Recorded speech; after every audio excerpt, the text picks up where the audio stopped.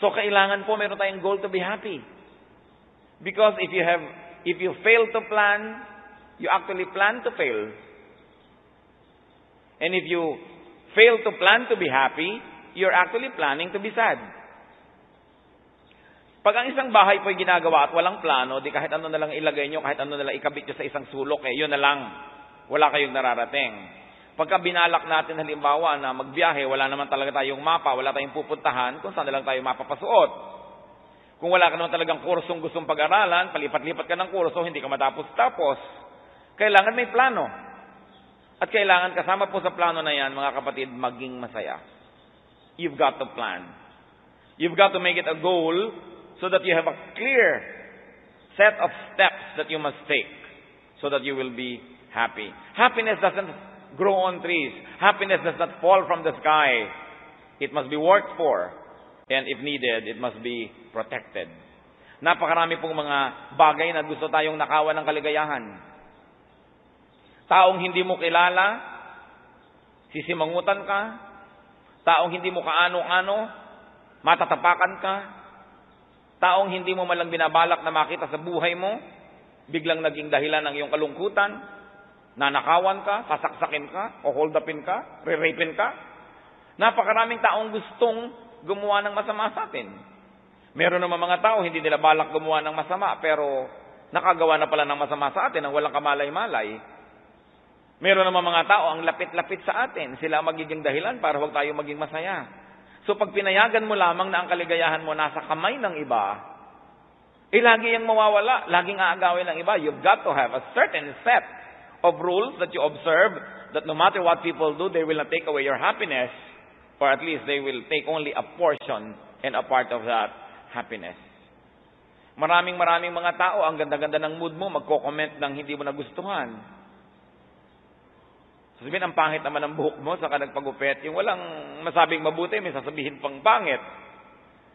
Meron naman gumagawa ka ng paraan para ka sumaya. Sila naman, bibiguin ka nila. Kailangan, sabi ni Solomon, wala na akong alam na mas mainam pa sa buhay. Kundi, una, ang tao ay magpakasaya at gumawa siya ng mabuti. Siyempre, yung kasiyahan na hindi naman ikalulungkot o ikalulugi ng iba. Happiness is the correct response to God's blessings. Are you blessed by God? You must be happy.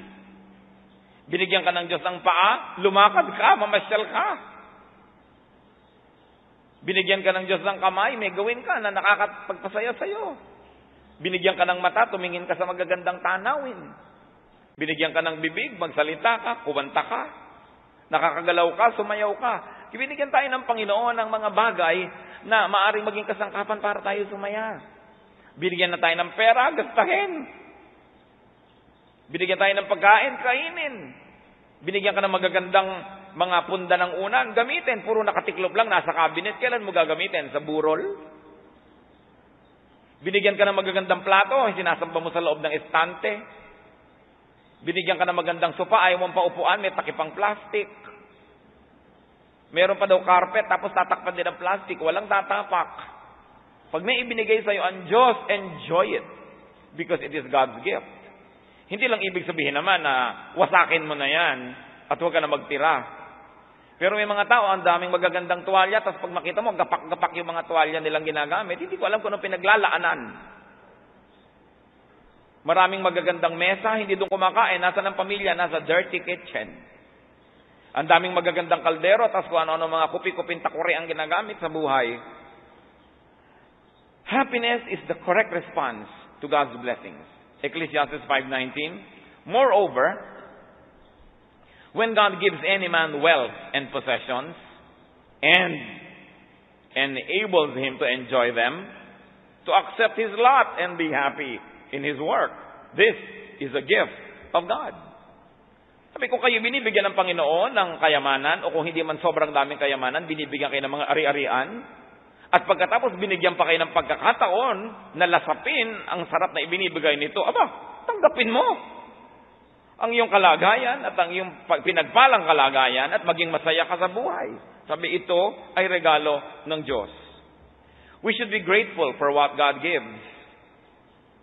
Therefore, you do not allow yourself to get distracted by what you do not have. Sit down, count your blessings, and be happy with what you have. Because if you are not always looking at what you do not have, and especially if you're looking at what other people have, you will not be happy. Ang simple-simple niyan, kaya ipinagbawal ang coveting. Sabi, do not covet. Tingnan nyo, pag umorder kayo ng pagkain sa isang restaurant, kahit na ang tagal yung pinili yung o-orderin nyo, pag dumating yung order ng kabilang mesa, laging mukhang mas masarap. I mean, ano yung order niya? Parang yun yata ang gusto ko. Pero ikaw naman na hindi pinilit doon sa in-order mo. Laging parang mas maganda ang bakura ng kapitbahay. Laging parang mas maganda ang asawa ng kapitbahay. Parang laging mas matalino ang anak ng kapitbahay. Kaya ang mahalaga, lagi mo nalang tingnan what you have, what God gave you, and work hard at being happy with it. And be appreciative. How can you be appreciative? By using what God gives you. Kung kayo man po nagregalo ng isang bagay, ako may mga taong tinigilan ko ng regaluhan kasi hindi ko nakikita ang ginagamit. Siguro, ako sisikip lamang ang cabinet nito, dadagdag na naman niya sa kanyang stock ang ibibigay. Huwag na lang, ibigay na lang sa gumagamit. So ang Panginoon, pag may ibinibigay sa atin, gusto naman niyang makita ang ginagamit natin yan. Hindi lang talento, hindi lang yung pang-ministry, kundi rin po yung mga pampasigla sa atin at pampasarap sa buhay natin. Gusto rin niyang gamitin natin yan. Kaya yung mga bakasyon dapat ginagamit, hindi kino-convert sa cash. Kasi pag yung bakasyon, gusto ng Diyos, nakakapagpahinga tayo, nalilibang, naaaliw, pagbalik mo sa trabaho, kahit nagbakasyon ka, mas masaya ka, mas masigla ka. Pero kinonvert mo sa cash, mahirap ka pa rin naman sa ending Hindi ka pa nakapag-enjoy. One way to appreciate is to use what God gives. Enjoy, use, and never fail to share what God gives. Kasi po merong miraculous, magical happiness ang sharing. At yun lang mga nagbibigay ang nakadiscovery nito na meron palang ligaya at sarap at saya na nakareserba para lang sa mga mapagbigay. Merong ganung uri ng kaligayahan na hindi nararanasan ng mga makasarili, ng mga selfish people. And you should remember this, when God gives you good things, and then gives you the opportunity to enjoy them, that's double blessing. Sabi, when God gives you and enables you to enjoy it. So what enables us to enjoy? Time. Kailangan natin ng oras para mag-enjoy. Ipinaplano din natin ng oras. Mga kapatid, pag hindi ninyo ipinrotekta ang oras nyo mula sa kung kani-kaninong manghihingi ng oras, mahihingi ng lahat ang oras nyo at walang natira sa inyo. Samahan mo naman ako doon. Kahit naman ayaw mo sumama, sumasama ka. Hiningi niya ang oras mo. Sana yung oras na yun, nagamit mo na for your own enjoyment, pinamigay mo na naman. Yung mga hindi marunong magsabi ng no sa lahat ng imbitasyon. Yung mga may darating sa bahay mo, balak mo maglinis ng lahat ng cabinet, at 3 oras na ayaw pang umalis. Nanakaw na niya ang kaligayahan mo. Kaya pwede mo sabihin, alam mo, pwede pa ako makipagkwentuhan ng 10 minutes. Pagkatapos, maglilinis ako ng cabinet ko, umuwi ka rin at maglinis ka rin ng cabinet mo. Hindi yung sang-ayon ka na lang na ubusin ng tao ang iyong oras. Alam niyo, marami mga tao, lalo yung mahilig magpa-counsel. Kaya akala nung ibang hirap naman magpa-counsel sa mga pastor. Bakit may appointment pa at may oras-oras pa? Kasi karamihan ng namang problema, walang ibang gustong gawin kundi huminga ng huminga. So magpapa-counsel sa'yo. 2 oras na kayo nag-uusap, wala pang tinutumbok. Sabi ko, teka, magpapa-counsel ka ba? Ano bang goal ng counseling natin? Gusto mo mahingi ang payo ko o gusto mo lamang talagang umatukal dyan at pakinggan kita ng pakinggan at paulit-ulit ka na para na tayong ruwedang paikot-ikot? Even the time of pastors and counselors must be protected from those who like to consume them needlessly. Kailangan ipinoprotect nyo yung enablement nyo to be happy. Therefore, you must be able to say no when you must. What other enablement does God give us? Not only time, so you value your time and you plan your time, but also people to enjoy with. Alam niyo naman, happiness multiplies when there are people you share it with. And sorrows become smaller when there are people to share it with. So people are blessings. Pero kung kagalit mo ang iyong hipag, kagalit mo ang iyong kapatid, kagalit mo ang iyong manugang, kagalit mo ang iyong biyanan, kahit saan ka tumingin, naiinis ka, siguradong magiging malungkot ka. Kaya kailangan, kung napapansin mong marami kang kagalit, suriin mo ang iyong sarili, baka something's very wrong with you. Or you are a saint and you're a perfect person, then something's wrong with the world, but still, you have to do something to be happy in spite of the people around you. Gagawa ka ng paraan. When God enables you to have good health, kailangan ine-enjoy mo yan. Hindi lahat ng araw, mga kapatid, malusog ang tao. Hindi lahat ng sandali ay malakas ang katawan. Kaya dapat sa mga panahon na malakas ang katawan, samantalahin. Gusto nyong akyatin ang bundok Banahaw, akyatin nyo na habang hindi pa kayo punong-puno na arthritis. Habang meron tayong pagkakataon, o kaya meron tayong sakit, may mga moment na gumagaling tayo, do something that you like to do. You've got to be creative, but you've got to fight for your right to be happy. At alam nyo, kung tao ay sasaya, hindi siya dapat laging nag-iimpok. Hindi siya laging nagtitipid. Nag-iimpok ka ng konti, nagtitipid ka ng konti para sa iyong mga mga emergencies na mangyari. Pero kung wala kang ginawa sa buhay mo kundi mag-impok, alam nyo, uutangin lang yan ng iba. Tinitiyak ko sa inyong uutangin lang ng iba. Kasi lahat ng kamag-anak nyong nakakaalam na may inimpok kayo, walang pag-iinteresan kundi ang inimpok nyo. So pag may dumarating silang pera, gasta sila ng gasta, kasi alam nila, pag nagipit tayo, utangin natin yung iniipon itong ating kapatid. Ganun ang gagawin nila.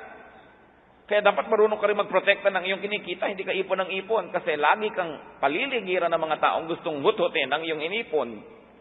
O kaya hindi man nila hinut-hut, bigla ka namatay, ipinamana mo sa manugang mong hindi mo nakilala, kanya na. Marami na po ako nakita mga kapatid na sobra mag-impok. Tapos ang mga buhay nila hindi masasaya. Pagkatapos iba ang nakinabang ng iniimpok nila. Meron pa ngang isang nabalita, napalagay pa sa dyaryo itong babaeng ito na taga-Amerika. Kahit winter, hindi siya nagbubukas ng heater sa kanyang bahay, makatipid lang ng kuryente. Ang bahay niya ang dilim-dilim, ni ayaw magbukas ng ilaw. Nung namatay, ang yaman-yaman pala niya. Ang yaman-yaman. Napunta ngayon kung kani-kanino yung kanyang kayamanan. Tinitiis mo yung ginaw. Nagtitiis ka na walang magandang pangginaw. Para kanino? Kailangan, pinag-aaralan din natin mahalin ang ating sarili. Bagamat hindi naman natin minamahal ng higit sa Diyos o higit sa kapwa. Pero dapat mahal mo rin ang iyong sarili. Huwag kang impok ng impok. Kailangan marunong ka rin, yung kinita mo ngayon, gagasasin mo. Nagtitipid ka ng konti, pero hindi puro tipid. Nakakataya ka ba that you will live long enough to enjoy what you're saving? Gifts are meant to be enjoyed, especially God's gifts. So mahalaga, correct response to God's blessing. Happiness should be enjoyed in good times. At yan nga ang binabanggit natin kanina. Ecclesiastes 7:14. When times are good, be happy. But when times are bad, consider. God has made them the one as well as the other. So dapat bagay ang ating kilos sa panahon. Sabi, when times are good, be happy. So good times are gifts from God. Ibagay sa okasyon ang mood.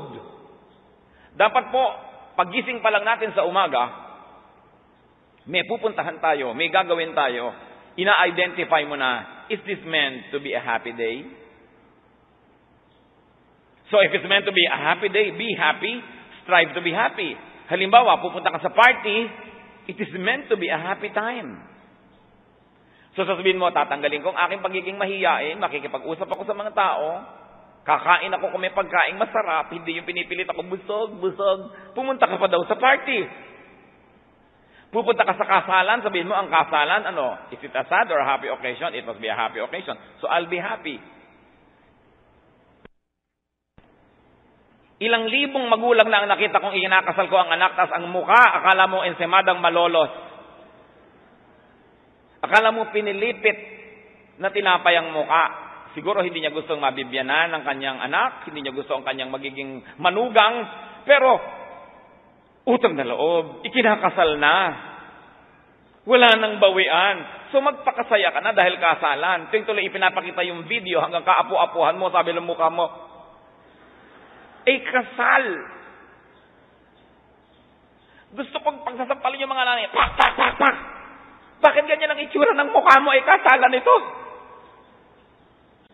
Meron naman, umaten pa daw, wala kinakausap. Hindi kikimo kahit kasalan. Lahat na ng tao nakikiramdam, bakit? Galit yata sa atin, galit yata. Pati tuloy kaligayahan ng iba, naapektuhan na. Pupunta halimbawa sa mga reunion, pagkatapos magmumukbok sa isang sulok, hindi naman makikipag-usap sa mga pinsan, sa mga kamag-anak. Meron pa daw holiday, bakasyon. Pamilya, nag-ipon, nagplano na magbakasyon kung saan. Pagkatapos ng kagalitang mag-asawa dahil lamang naiwan ng kung ano, naiwan ng termos. Magdadabog na ng 3 araw na bakasyon. Nagkagastos pa daw, tapos yung pala, palulungkutin lang niya. So sabi, when times are good, be happy. It is important, brothers and sisters, that you identify the time. Ngayon, pupunta kayo sa lamay, tapos doon kayo halakhak ng halakhak. Wala kayong makipagkwentuhan, kainin lahat ng mga butong pakwan doon at mga kumpitis. Parang wala ka sa lugar. So, this is a sad occasion, so I'll try to be subdued. It is time to be sad. In other words, you identify. Igalang nyo ang okasyon. Because sometimes we spend a lot of money, a lot of work, a lot of effort to put up an occasion so people will be happy. Tapos maninimangot ka. Tapos may hindi ka nagustuhan, may hindi ka nagustuhan kilos ng isang tao, narinig mong ganito, magdamag ka na, maghapon, 3 araw ka nang magmumukmok, affecting everybody around you. That's why it is so selfish. Because of course, people around you will be affected. So sabi ng Ecclesiastes, when times are good, be happy. Mga magulang, kahit ayaw niyong manugang niyo, kung ikinakasal na, gustuhin niyo na. Kasi, meron pa ako mga nakita, and these are sometimes very famous lolas. Ito na yung apo, ayaw sa napangasawa ng anak. Ni ayaw buhatin yung apong bagong panganak. In fact, I can quote somebody. Tandang-tanda ko sinabi. Sabi niya, he looks so frail and I lack practice. Kulang daw siya sa pagbubuhat. Actually, ayaw lang manugang. Ayaw sa manugang. Nung lumaki naman yung apo, joy of her life. So, tatanggapin mo rin lang yan, 10, 15 years from now, tanggapin mo na. Yung mga nagtatampuhan, magbabati din lang naman yan. 3 araw pang nagtiis. Mahirap sa puso. So sabi niya, Solomon, when times are good, be happy. And identify, this is a sad day. You know, there are only very, very few days that are meant to be sad. Sadness should only be a few tiny dots in an otherwise long, happy line of life. But why are many days sad? Because people choose to be sad. And because people choose to make other lives around them miserable. Because they feel miserable, they make everybody else become miserable. And that is the height of selfishness. Kailangan maging masaya ang tao. Sayang ang buhay kung malungkot lang. Happiness is to be had in youth. Ecclesiastes 11:9. Be happy, young man, while you are young, and let your heart give you joy in the days of your youth. Follow the ways of your heart, and whatever your eyes see. But know that for all these things, God will bring you to judgment. So sinabi, magpakasaya ka, huwag mo lang lilimutin, naharap ka sa Diyos. In other words, kung anong kaligayahan na pwede mong gawin, gawin mo. Huwag ka lang lalampas sa tama, dahil tiyakin mo, at tinitiyak ko sa iyo, huhusgahan ka ng Panginoon pagdating ng araw. Pero lahat ng pwede mong gawin na kasiyahan na hindi naman ipanghuhulga sa iyo at isusumbat sa iyo ng Diyos at hindi ka pagbabayarin, gawin mo dahil bata ka sabi. Kaya tama-tama sa mga youth na maging masaya dahil wala pang masyadong worries, responsibilities, wala pang masyadong mga illnesses and awareness about the sad facts of life. So it's a time to be happy. But many of us don't allow the young people to be young. Isasama pa daw mga bata sa picnic, sa excursion, pero walang lalabas ng bahay. Walang pupunta sa tubig. Walang pupunta sa may puno. Ba't hindi niya nilang ikulong? Para madalian kayo mag-alaga at huwag siyang manganib. Kaya kinakailangan pinapayagan din natin ng mga young persons. Pero siyempre may limitasyon. Kung may danger talaga, hindi. Pero you should define what danger is. Hindi yung sobra na linis ng bata. You know, children should be clean enough to be healthy, but dirty enough to be happy. Pag sobrang linis, parang lagi nasa ospital, una, hindi na nakaka-develop ng antibodies, humihina tuloy ang katawan. At pangalawa, alam niyo yung batang kay linis-linis ng damit, maghapong may pinuntahan, ang linis-linis ng damit, isa lang ang tinitaya ko sa inyo noon, isang masungit na nanay, at isang batang hindi nag-enjoy. Dahil ang gusto ng nanay, ang batang anak niya, parang manikang Barbie doll na nasa loob ng eskaparate. Hayaan niyong gumulong-gulong. Sapagkat may panahon ng lahat ng bagay na yan, pagkaedad niyo na siya, gugulong pa ba yan? Ang hirap naman sa atin, gustong-gusto mo, ay, ang bata nakakalakad na, wow, hakbang, hakbang. At pag marunong maglakad, huwag kang aalis ng bahay. Huwag kang aalis dyan ka lang. Siyempre, merong hangganan ang pwedeng gawin dahil ngayon, mapanganib ang panahon. But parents must know which they should allow and which not. Because sometimes we deprive children of their childhood because we expect them to behave like adults. The very nature, the very disposition, the very situation of children and young people are very conducive to happiness. Kaya kailangan huwag tayo ang maging sagabal dyan. Dapat we should make children as happy as possible. Kasi yung kaligayahan ng bata habang maliit siya, baon-baon niya buong buhay. Yun ang kanyang panglaban sa lahat ng sakit ng mundo. Pero tingnan niyo yung mga batang lagi na lamang inapi, lagi na lamang pinagalitan, lagi na lang ginulpe. Pag lumaki, gumaganti sila sa mundo, galit sila sa mundo, dala-dala nila sa puso nila. Pabaunan ng maraming kaligayahan ang puso ng isang bata. At napakalaki ng pagkakataon na yan ay maging isang well-adjusted person. Allow young people to be happy and allow them to be young.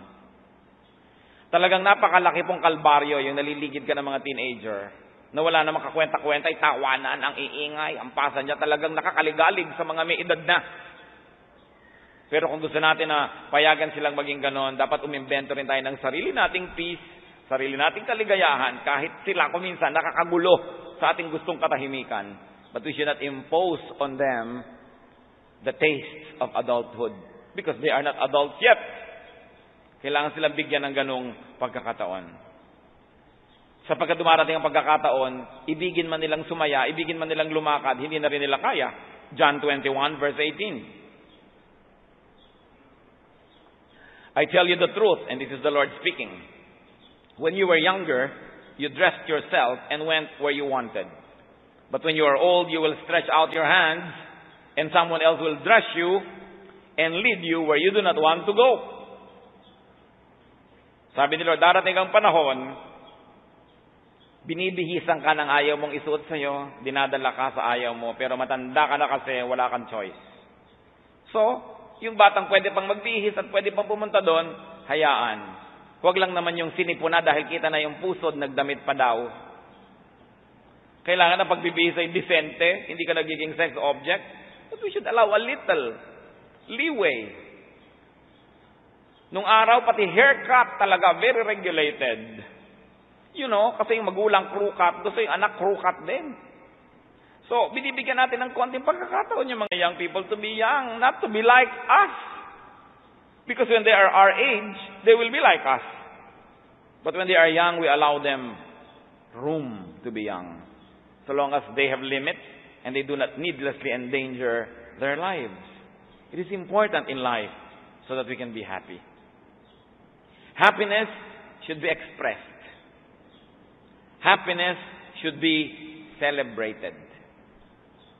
James 5:13, is anyone happy? Let him sing songs of praise. In other words, masaya ka na pala.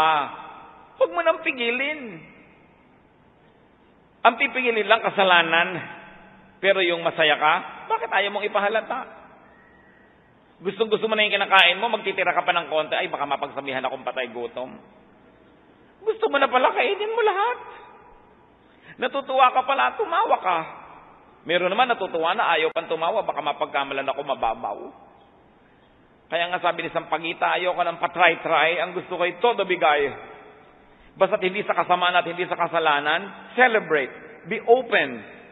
And I tell you, brothers and sisters, say yes more often to the good things. Pero mga tao, gusto mo ba ito? Hindi. Hindi ka pa tapos mag-alok? Hindi. Sobrang defensive. Akala mo, pag inaalok mo, pinagbibintangan mo siyang patay gutom. Gusto mo ba sumama? Hindi. Gusto mo ba nito? Ayaw. Gusto mo ng unan? Hindi. Lahat ng comfort na iaalok mo, ayaw tanggapin. Pride yun eh. Or insecurity. Kasi hindi sanay na binibigyan ng mabubuting bagay, ang tendency agad magduda sa nag-aalok. Gaano karami pong kaligayahan, mga kapatid, ang na-miss natin just because we did not say yes to the right things. Kaya kailangan mas marunong tayong magbukas-bukas.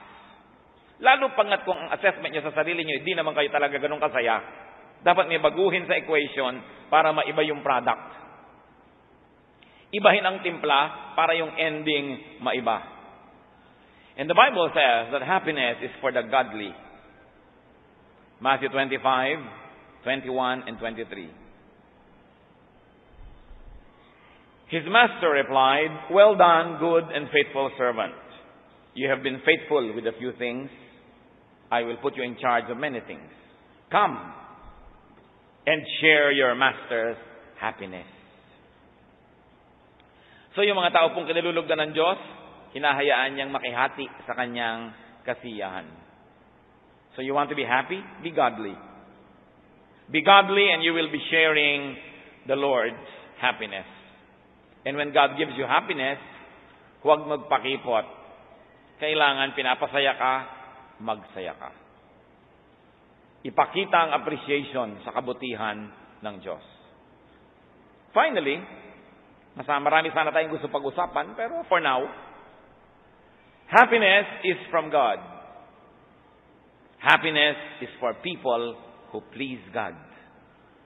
Ecclesiastes 2:26, to the man who pleases him, God gives wisdom, knowledge, and happiness. But to the sinner, he gives the task of gathering and storing up wealth to hand it over to the one who pleases God. So, may pinapayagan pala ang Diyos na maghirap at mag-ipon ng mag-ipon. Hindi siya natutuwa sa mga taong yon. At kung lumaon, ibibigay lang pala ng Panginoon dun sa kinalulugdan niya, yung pinaghirapan ng iba. So make it your make it your primary business to please God. Because when God is pleased with you, how can anyone stop Him from blessing you? God gives happiness to His people. Zechariah 8:19, this is what the Lord Almighty says. The fast of the 4th, 5th, 7th, and 10th months will become joyful and glad occasions and happy festivals for Judah. Therefore, love, truth, and peace. So pati po yung mga buwan ng pangingiling at mga pag-ayuno, itinatalaga ng Diyos na itong mga schedule na ito will become happy and joyful occasions. In other words, while the Lord understands and even wants us to go through some quietness, sometimes some sadness, so that we can reflect,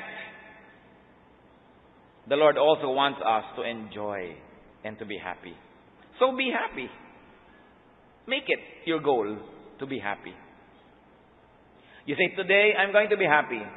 No matter what my mother-in-law does, I have decided I'll be happy. No matter what my spouse says, no matter what behavior I see from my neighbor, I decide that they are not going to be the determining factors of my sadness or happiness. I decide to be happy. Kung natutuwa ako sa itsura ng buhok ko, kahit sabihin ng lahat na mukhang pugad ng ibon, basta decided ako, masaya ako doon. 1 Thessalonians 5:16, be joyful always. And of course, you should also make others happy. Kaya meron po tayong pananagutan. Do you know that cheerfulness is charity? Akala nyo ang charity yung nagbibigay lang kayo ng dugo, nagbibigay kayo ng damit, nagbibigay kayo ng gamot. Yung iningitian nyo ang tao, yung masaya kayo, ginagawa nyo rin siya ng mabuti. Yung may kasama kayo sa bahay, may kasama kayo sa biyahe, na hindi na kayo pinapakiramdamang ano kaya, malungkot kaya siya, galit kaya siya, masama kaya loob niya. So tinatansya-tansya ka pa, sinusuyo-suyo ka pa, na nagkakatrabaho tuloy sila. Actually, it is charity to let people know that you're alright, that you're happy. And even if there are some causes of sadness in your heart, you don't always show it so that you don't affect other people. That is kindness. Pero dahil nasira ang mood nyo, sisirain nyo rin ang mood ng lahat. That is selfishness. Make others happy.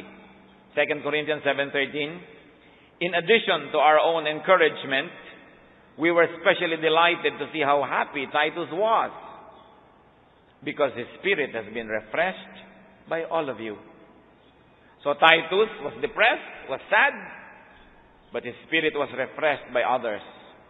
And Paul says, ikinalulugod ko na dahil sa inyo, sumaya-saya si Titus. Meron tayong pananagutan sa isa't isa. Hindi tayo nabubuhay para sa sarili lamang.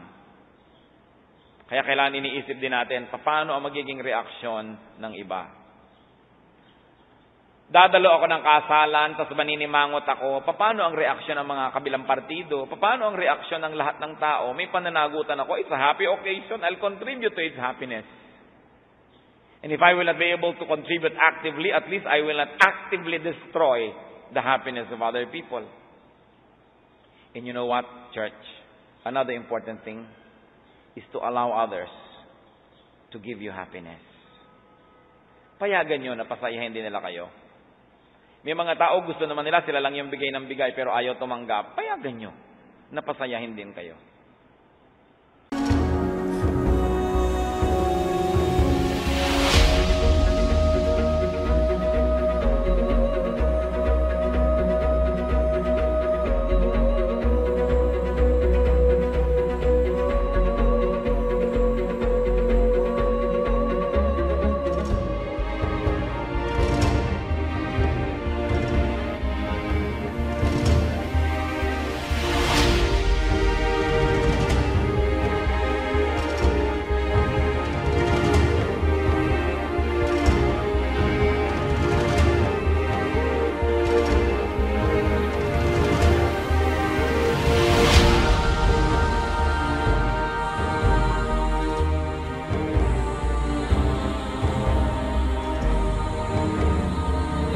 May mga magulang sobrang martir, walang iniisip kundi magbigay sa anak, tapos binibigyan na, tinatanggihan pa. Kasi iniisip, nahihirapan ng anak ko, huwag na lang akong bigyan. Payagan nyo rin ang taong pasayahin kayo. Payagan nyo yung mga tao. Kung sinusuyo kayo, pasuyo na kayo. Huwag na kayo mag-play hard to get. Kasi maiksi ang buhay. Bawat isang araw na hindi ka masaya, kabawasang malaki. Meron nga po tayo isang kapatid, ikinalulungkot natin. Sumakabilang buhay na. So, ganyan ang buhay. Halimbawa na isang pastor, tulad ng inyong lingkod, may ipinapanganak ngayon, may mamamatay bukas, may nanganganib ngayon, meron namang biglang gumraduate, hindi mo na malaman kung paano ka sasaya, lulungkot within a span of 1 minute. Dahil ang buhay napakaiksi at ang buhay napakarupok.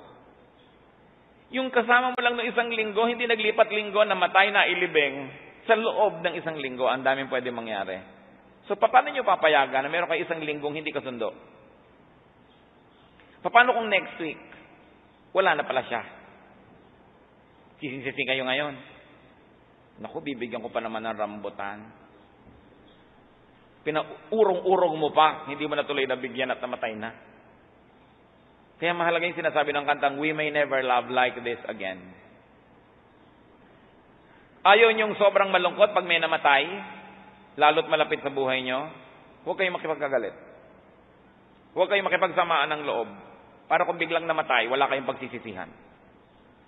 Hindi yung naku, bala ko pa naman humingi ng tawad sa kanya, namatay na lang. So kailan ka pa ngayon hihingi ng tawad? Dala-dala mo ngayon, mabigat. Dapat po mga kapatid, pag may namatay, nalulungkot ka lang dahil mamimiss mo, pero hindi dahil may atraso ka. Huwag kayong pumayag na may atraso kayo kahit kanino, lalo't malapit sa inyong tao. Dahil baka mamatay mamaya. Pwedeng mangyari. Napakarami ko nang nakitang taong hindi mo inaasahan na namatay pala. At meron namang talagang ipinapanalangin hanggang mamatay na. Tapos ang tagal na nabuhay pa. Hindi, meron po talaga ganyan. Pastor, ipanalangin niyo naman pong kunin ako ng Diyos. Nakakatiyak ba kayo? Yan ang gusto niyong panalangin? Opo, talaga gusto ko. Hirap na ako sa kalagayan ko. Tiyak naman ako sa Panginoon. Wala na naman ako ibang project. So, okay na sa akin. Tiyak nyo. Ipapanalangin natin. Opo, di ipapanalangin. Diyos ko po, kunin niyo na siya dahil gusto na niya. Tapos ang haba-haba, hindi naman kinukuha ng Panginoon. Meron naman papa-attendin mo na meeting bukas. Lagot ka sa meeting bukas. Yung pala, namatay na ngayon.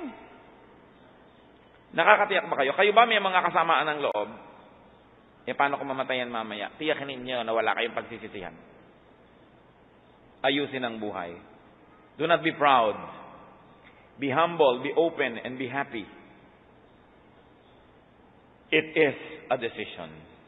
Isa po yung desisyon. Panginoon, salamat sa pagpapaalala nyo na gusto nyo kami maging masaya. Nawa sa sandali ng pagbubulay-bulay na ito ay nakita namin kung ano ang magiging dahilan o nagiging dahilan sa kakulangan ng kasiyahan ng ilan sa amin. Kung may nakita po kayo, Panginoon, na bahagi ng aming puso na siyang may pananagutan kung ba't kami kumisan di sumasaya, patuloy nyo kaming kausapin. Mga kapatid, habang lahat ay nakayuko, nakatikit sa presensya ng Diyos, nais ko manalangin. I like to pray for people who say, maraming balakid para ako maging masaya. Gusto ko maging masaya, pero maraming hadlang. Nais ko, tumayo tayo. Ipapanalangin ko kayo. Yung nagsasabing, may mga hadlang ang kaligayahan ko, pero gusto ko talagang sumaya at gusto kong hingin sa Panginoon na turuan ako kung paano malalampasan ang mga hadlang na ito. At yung hindi ko kayang lampasan, ang Panginoon ang kumuha. Sino man ang may ganitong panalangin, tumindig kayo at mananalangin tayo. Gusto ng Panginoon kayo maging masaya. Ayaw ng Panginoon na may malungkot na tao. Ayaw natin maging malungkot. Pero kung minsan, tayo ang may pananagutan. Kung minsan, iba. Pero ang lahat ng yan, tayo man o iba, kaya ng Diyos lutasin. Kung ating ipapasa Kanya. So, sino man ang nais tumayo, baka naman sasabihin nyo lang gusto nyo sumaya, ikinahihiyan nyo pang sabihin at hindi pa kayo makatayo. Lulungkot talaga kayo niyan. Pasensya na kayo kung lulungkot pa kayo. Kung sinasabi nilang espiritong tumayo ka, ayaw mo pang aminin, talagang malungkot ka na, sorry ka na lang. But the Lord is here. The Lord is a healer. At kung hindi tayo nahihiya sa doktor, maghubad man sa kanyang harap para masuri ang ating kalagayan, bakit tayo mahihiya sa Diyos at sabihin, Lord, gusto ko pong maging masaya pero maraming hadlang. Gusto ko pong lumapit sa inyo at hilingin na kayo ang maging kalutasan. Panginoon, tumatayo sa iyong harapan, nagpapakumbaba ang mga anak mo. Hindi ikinukubli sa iyong harapan ang nilalaman ng puso. May mga kalungkutan, may mga pangamba, may mga balakid sa kaligayahan. Alam niyo lahat ito, Panginoon. Wala po kami maililihim sa inyo. Ang hiling ko lang po ngayon, Ama, ituro mo sa bawat isang tumitindig sa iyong harapan ngayon. Una, kung sila mismo ang may pananagutan kung ba't di sila masaya. Ituro mo ang higit na tamang paraan. Ituro mo at ituwid ang aming mga pag-iisip at pamamaraan, Panginoon. Pangalawa, kung iba ang dahilan ng kalungkutan o sagabal sa kaligayahan ng iyong mga anak na hindi namin kayang sakupin ang kalooban ng mga ibang tao na yon, Panginoon, kaya niyo po silang turuan, kaya niyo silang kausapin at kaya niyo silang ituwid. Ipinababahala po namin sa inyo ang mga ibang tao na nagiging sagabal ng aming kaligayahan. At kung ang sagabal na ito, Panginoon, hindi ibang tao, kundi mga bagay, pananalapi, mga sakit, mga karamdaman, mga alalahanin, lalong-lalo naman, Panginoon, na kaya niyo po ang mga ito. Ipinagtitiwala namin sa inyo at turuan mo po kami magtiwala sa inyo. At kung ano man ang aming kalagayan, ano man ang kulang sa aming panukat, matuto pa rin kami, Panginoon, ay paglaban ang pwede kaming maging masaya kahit may kulang sa buhay. Maraming mga taong sobra-sobra ang mga tinatangkilik, subalit di rin masaya. Kaya ituro mo sa amin, Panginoon, na ito hindi sa kayamanan o karalitaan, kundi ito sa kalagayan ng aming puso kung paano kami magiging masaya. Hindi sa dami o kakulangan ng tao sa aming paligid. Hindi sa kalagayan namin sa lipunan, kundi sa kalagayan ng relasyon namin sa inyo, kami magiging masaya. Ituwid niyo ang aming mga kalikuan. Paglinawin niyo ang aming mga kadiliman, Panginoon. At kung niloloob niyo, Panginoon, sa inyong mahiwagang pamamaraan, na kami dumanas talaga ng lungkot upang kami mapag-isa, makapag-isip-isip, magbulay-bulay, ituro mo rin sa amin ito, Panginoon, na tanggapin ang pansamantalang mga kalungkutang ito, matuto kami mula sa mga leksyon ito, at kung kami natuto na, hanguin mo kami sa mga bagay na ito, Panginoon. Kalooban niyo nawa ang maganap. At idinadalangin ko, anak, mga kapatid, inilalapit ko sa Panginoon ang inyong mga puso. Panginoon, tingnan niyo po ang puso ng bawat isa. Hipuin ninyo ang mga pusong nag-iisa. Ang mga pusong nangangamba. Ang mga pusong maraming takot. Ang mga pusong maraming kalungkutan. Pangungulila, hinanakit, mga tampo, mga sama ng loob, mga galit, mga pagkapuot. Ang lahat ng ito, Panginoon, ay sagabal upang kami maging makadiyos at masaya. Alisin mo sa aming puso, Panginoon. You have given us free will, so it can be in our will to be angry. But Lord, right now we surrender that will to you now and ask you, let your will be done. Uproot all of these negative thoughts and feelings from our hearts and replace it with peace. Replace it with contentment. Replace it with godliness and holiness. Replace it with your joy and peace that transcends understanding and logic. And we pray, O God, that your peace will rule in our hearts. And as we become peaceful, there is no doubt that we will be happy. Ituro mo sa amin, Panginoon, to be happy in whatever station in life we are, in whatever situation, economically, emotionally. Teach us, O Father, that when we have you, we have everything. Ipakita mo sa amin ang kahulugan nun, Panginoon, sa isang malalim na paraan. At nawa ang kasiyahan, ang kasayahan, mag-umapaw sa puso ng iyong mga anak.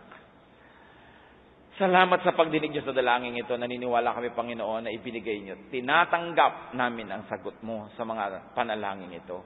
Mag-umapaw na nga ang iyong presensya sa puso ng bawat isa. Habang ang bawat isa ay nakayuko pa rin, nakapikit, maaari na po kayo maupo, mga kapatid. Patuloy tayong manahimik sa presensya ng Diyos.